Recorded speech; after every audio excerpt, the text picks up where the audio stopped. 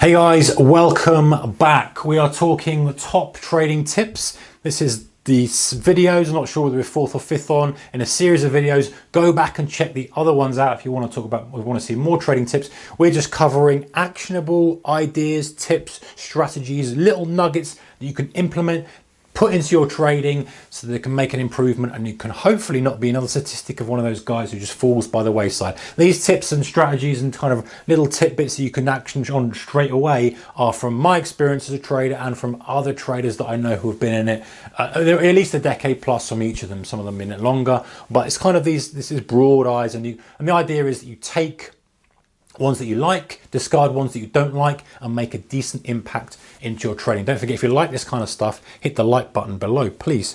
Okay, so what are we talking about now? Risk management. Always set maximum loss limits. What do I mean by that?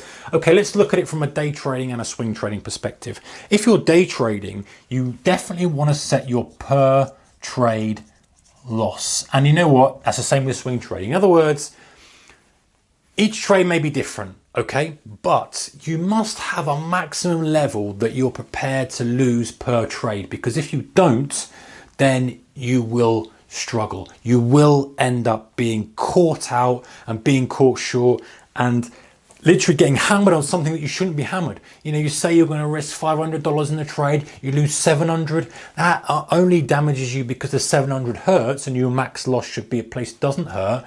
But it also means you've broken your rules, and you kind of creep into that level then of being an out of control trader who maybe can go trading on tilt. So the per trade thing, whether that's swing trading or day trading.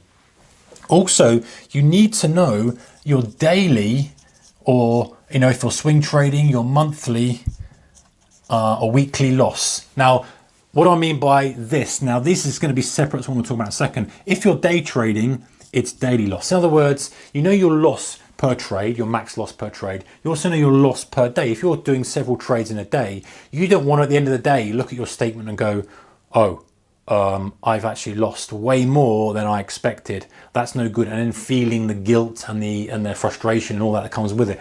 And the same with swing trading, guys. If you're swing trading, you want to keep track of what's going on. You don't want at the end of the month go and say to yourself, you know what, I've lost way more than I should do. So keep track of it. It's easy to not, especially from a day trading perspective, it's so easy to be trading, make a little bit, lose a little bit, make a little bit, lose a little bit, and then you go, well, actually, I've lost more than I should have done. So keep track of it, whether you're doing it on a spreadsheet or however you're doing it, and making sure you're aware of where you are. Now, don't get me wrong, I'm not saying be glued to your P&L. That's the worst possible thing you can do, watching your P&L go up and down. But at least being broadly in mind. And also, if you know your per trade loss and you're sticking to that as maximum, you're going to know, listen, I know I've lost three trades and I have 3 trades here, and I know my maximum per trade loss is 500. I've made some winning trades as well, but I know I've made 3. So I know my worst case scenario is down 1,500 on the day, whatever it may be. It could be 150 for you, it could be 15,000. Doesn't matter the actual numbers per se, but at least you've got a handle on it. You're never ever going to go over that point, because in your mind you've kind of got a rough idea and you're erring on the side of caution. So then I'm going to move over here, and it's going to repeat myself a bit, but you'll see the difference. And here we've got our weekly and sort of yearly, I guess we could do if we're swing trading, maybe not. But what I mean by that, I mean that you need to keep track of, this is from a sort of short-term perspective of the time frame you're in. So monthly was for swing, daily was for day trading. Now weekly, this is for day trading here, guys. I'm going to put day trading so we're clear. And this is for swing trading here. I'll just put ST, save me writing it down.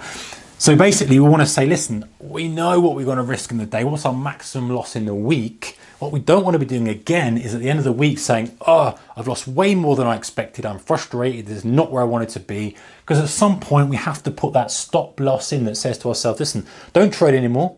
You're not on the ball, whether that's daily, whether that's weekly, whatever it may be. If you're swing trading, maybe actually perhaps that's probably going to be weekly there, and that's going to be monthly, I would perhaps guess. But it depends on your time frame, right? It could be quarterly.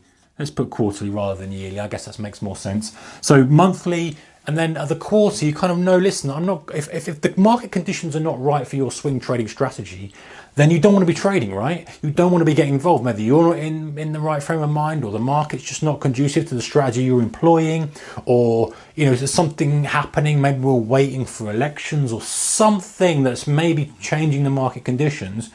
You don't want to be hammering away. You've got a set amount that you're prepared to lose on the quarter, on the month, keeping track of that, and most importantly, setting those maximum limits. So you know in your mind you're never going to go over that. So you can accept the risk before you go into the trade. You can accept the risk before you go into the day, the week, the month, the quarter. You say, listen, it's a new quarter coming out. I'm prepared to risk whatever that number may be. That's my worst case scenario. Am I comfortable with it? Yes. What does that mean, worst loss per month? That means X. What does that mean, loss per day? If I'm day trading, it means X. Fine, there's my loss. How many trades am I doing in a day? How many trades am I doing in a quarter, a month if I'm swing trading approximately? What's my max loss per trade? Great, fine. There's my boundaries.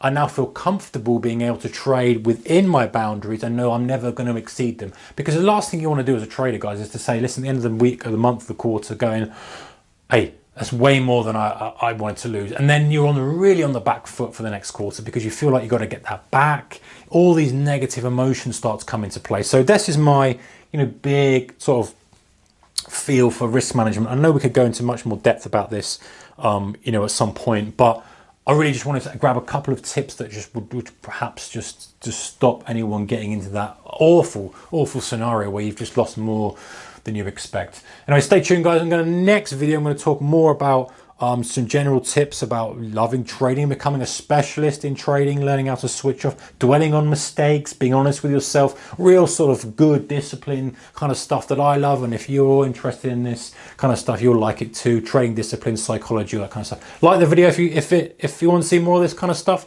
See you in the next one.